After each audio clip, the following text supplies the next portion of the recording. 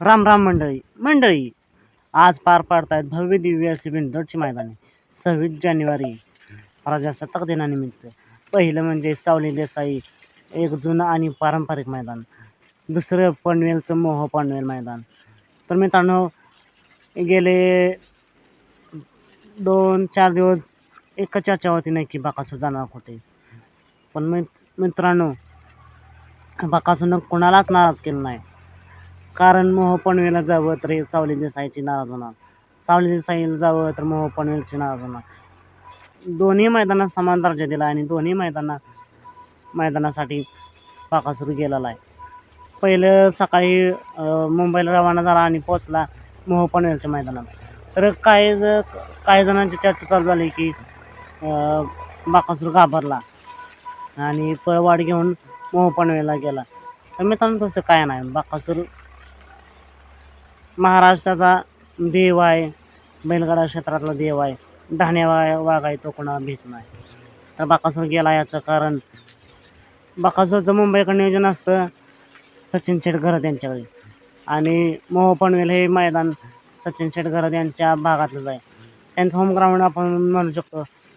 त्यामुळे बकासूरला तिकडं जावं लागलं आणि तिथे गेल्यानंतर तिथल्या कमेंटच्या अग्रस्ताव एकतरी फेरा व्हावा म्हणून घोटचा टिप्या याच्यासोबत पायरा झाला आणि एक फेरासुद्धा झाला. त्यानंतर बकासूर रवाना झाला मोह पनवेलनंतर रवाना झाला सावली देसाई मैदानात आणि सावली देसाई मैदानात पोहोचलेला आहे आज दुपारी 3 वाजता. तर बकासूर तिथे गेल्यानंतर एक प्रेक्षणीय लढत जमलेली आहे मित्रांनो. ती म्हणजे आपण सांगितलं होतं की 99% लोक सांगत होते की 90% शर्यत होईल, पण आपण सांगितलं होतं की ही शर्यत 99.99% होणार. अशीच शर्यत आज 100% होईल. ते म्हणजे अर्जुन आणि पाखऱ्या विरुद्ध घोटचा सर्जा आणि दशमेंद्र केसरी बकासूर. ही शर्यत आपल्याला नक्कीच पाहायला मिळणार. जमलेले 4 ते 6च्या दरम्यान आपल्याला पाहायला मिळेल.